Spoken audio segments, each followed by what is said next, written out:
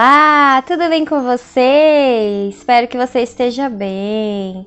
Vamos lá para mais um vídeo hoje. Eu vou falar um pouquinho sobre como não traumatizar um filho. É uma boa pergunta, né? Uma boa reflexão. E um dia eu ouvi uma mulher falando que como não traumatizar um filho só tem uma forma, não tendo um. E aí eu fiquei reflexiva com aquilo, né? Falei, nossa, como assim, né? E aí depois estudando, lendo e buscando fontes sobre criança, né, que a gente faz atendimento de criança na faculdade, e aí eu comecei a observar muitas questões, né, familiares que refletem na criança, e aí aquilo me trouxe um sentido, né, do porquê ela me disse uma vez, essa pessoa me disse que a única forma de não traumatizar um filho era não tendo um. E hoje, compreendendo isso, o intuito desse vídeo hoje é trazer um pouquinho disso, né? Porque muitos pais às vezes procuram, muitas famílias, pai, mãe, né? Ou o próprio tutor, que às vezes é uma avó, uma tia, busca a psicoterapia da criança, e contigo leva também aquele questionamento da culpa, né? De que eu fiz algo que traumatizou, ou que trouxe um comportamento inadequado naquela criança, e isso é um fato, né? A gente não pode tirar aqui, descaracterizar a importância da família, a importância das referências daquele grupo familiar, que é o grupo de segurança, é o grupo que traz o primeiro contato com o social daquela criança, o quanto aquilo é uma caixinha de informações que essa criança vai adquirir e que vai formar o eu, que vai formar o indivíduo, né? Que vai tornar aquela criança uma criança em busca de compreensão com seus comportamentos, com as suas crenças, com seus valores, enfim. E aí, até mesmo os traumas, né? É uma caixinha que traz os traumas também. E aí, muitas das vezes, você observa pessoas que levam o filho na psicoterapia e saem um pouco revoltadas, no sentido de que a psicóloga falou que eu tenho culpa, que eu, meu esposo, ou alguém da minha família, que a babá tá fazendo errado.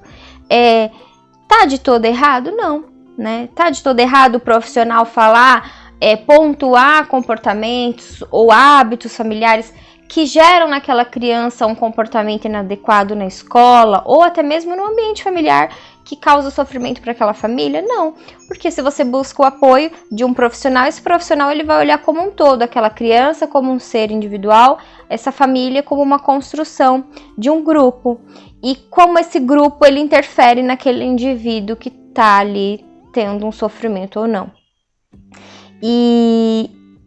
Mas também tem o outro lado, né? O quanto esses pais, esses tutores, eles também não têm total controle sobre o que é feito, né? Eu não tô falando aqui de uma violência contra a criança, de um comportamento que essa família poderia ser feita de uma forma melhorada, de uma forma mais refletida para que aquela criança tivesse um desenvolvimento cognitivo e motor melhor, mas sim uma reflexão de que, por mais que às vezes os pais tentem fazer da melhor forma, fazer de todas as formas possíveis que os profissionais falem que é a forma correta, o quanto a interpretação daquela criança frente àquele meio que ele está vivendo, ele é muito individual, ele é muito subjetivo, né? Exemplos. Você que está me ouvindo, você pode ter um filho ou mais, né? Os que têm mais de um filho vão entender melhor no sentido de que, olha, eu fiz da mesma forma, eu eduquei no mesmo ambiente familiar, eles não tiveram nada diferente, né? E são indivíduos completamente distintos, são indivíduos que parece que são nem irmãos, né? Isso acontece muito, né? Porque também há aí, nesse caso, a interpretação daquele indivíduo, daquele ambiente. E não só isso, os pais, eles têm filho e muitas das vezes eles têm filhos agora e daqui 6, 5, 10 anos tem outro. A construção que esse indivíduo tinha em 1900 e bolinha é diferente de 1900 e quadradinho. Ele não vai ser o mesmo pai, a mesma mãe, o mesmo tutor. existe esse tabu de que, eu fiz o mesmo, eu dei o mesmo. Não, você não foi o mesmo. Você pode ter dado no sentido de amor, de afeto, né? De carinho que você tem para ambos os filhos. Porém, entretanto e contudo, você se tornou pessoa diferente do primeiro para o segundo filho. Você teve vivências, histórias, dificuldades, alegrias que são diferentes. E com toda certeza você não vai ser a mesma pessoa que você foi pro seu primeiro filho, pro seu segundo filho, pro seu terceiro filho. E isso não quer dizer que você ama mais um ou menos um, não. Significa que a oportunidade que você teve de se melhorar, de crescer, de evoluir como indivíduo, como eu, eu pertencente a esse mundo, no caso eu, quando eu falo eu, é você que tá me ouvindo, né? O quanto você, como indivíduo, mudou. Muito. E isso não significa que você foi melhor ou pior. Foi sim a condição que você tinha naquele momento para ser o que você foi. E talvez, por mais que você tenha dado o melhor, a interpretação que seu filho teve daquele momento, daquela história, daquele ambiente, foi completamente diferente daquilo que você quis propiciar a ele.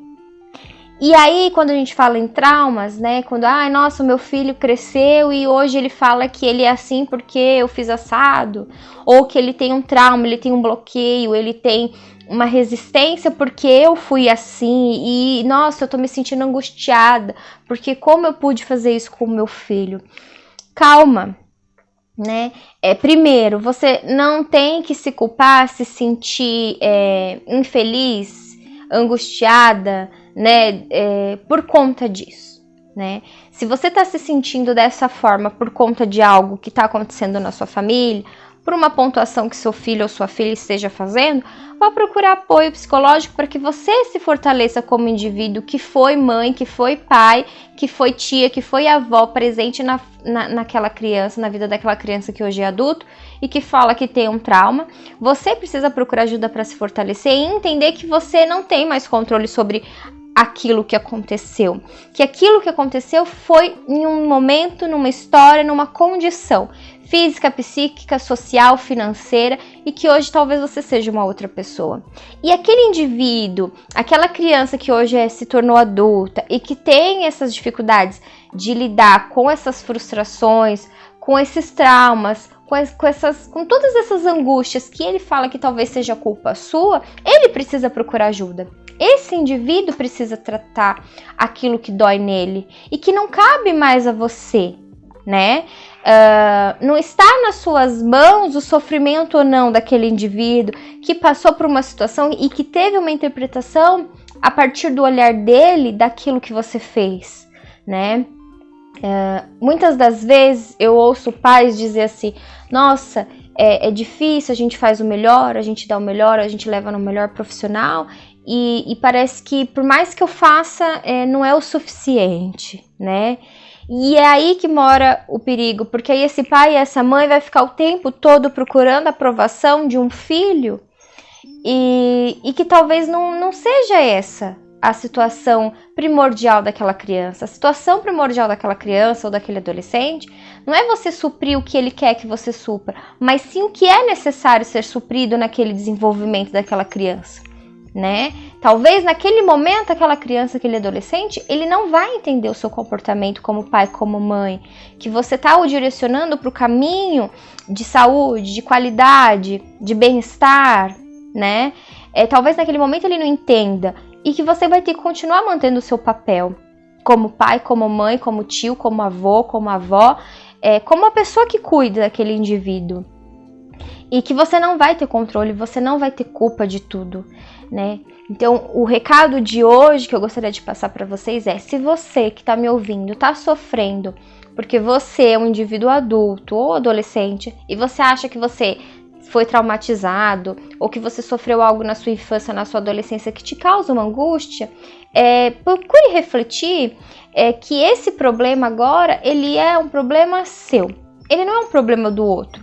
O outro que causou esse sofrimento ou essa angústia, talvez ele estava no intuito de fazer algo positivo por você e a sua interpretação naquele momento foi distinta, foi diferente do que ele queria lhe causar, te impactar. Então você, como indivíduo que está sofrendo com isso, você precisa procurar ajuda e esclarecer e entender o porquê você sente isso, até para que você consiga se relacionar melhor com essas pessoas da qual você acha que você teve um trauma, que você teve uma angústia, um sofrimento causado por essa pessoa, por essa terceira pessoa, seja ela sua mãe, seu pai, sua avó, sua tia, aquela pessoa que cuidou de você. E você, mãe, pai, avó, tia, que cuidou desse indivíduo e que você está se sentindo culpada, que você acha que você poderia ter feito mais e isso lhe causa um sofrimento pelo sofrimento do outro, também procure ajuda, apoio psicológico, para que você consiga se fortalecer e entender, compreender por que isso te causa tanta angústia. Se você fez daquele momento algo que para você naquele momento fazia sentido e agora, olhando de um outro momento da sua vida, aquilo te causa também um sofrimento, você precisa se fortalecer e até perdoar coisas que talvez você fez e que não foi bacana, né? Não é um processo fácil. Às vezes a gente fala aqui em vídeos e parece que tudo é muito simples, é muito sutil, é muito siga os passos, faça isso, faça aquilo e tudo vai se resolver. E as coisas elas não são simples. Os intuitos do meu vídeo não é simplificar as dores, os sofrimentos, as angústias que a gente vive, mas é clarificar o que pode gerar esses conflitos internos e o que a gente tem que fazer no sentido de que momento eu tenho que procurar ajuda, né? O intuito dos vídeos são esses, no sentido de refletir, entender, ouvir uma palavra que talvez alguém nunca tenha nos dito sobre aquilo que a gente está sentindo, sobre uma situação que a gente está vivenciando, da qual a gente não consegue nem identificar o porquê que a gente está inserido naquele movimento, e conseguir sair daquele momento, daquela situação, olhar de uma outra forma, de um outro olhar, né? E tomar um passo, tomar uma ação, porque viver no sofrimento não vai resolver o sofrimento. A gente vai ter que cavucar, vai ter que mexer, vai ter que sentir, vai ter que chorar, mas a gente precisa entender, sair fora. Às vezes precisa de uma outra pessoa para nos ajudar a olhar de fora essa situação.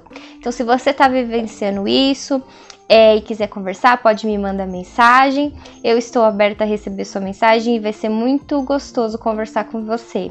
E se você também tiver um profissional do qual você já faz psicoterapia ou terapia, você procure-o e fale um pouquinho sobre isso, suas angústias, suas tristezas. Espero que você tenha gostado desse vídeo. A gente fica por aqui hoje e até mais. Beijo!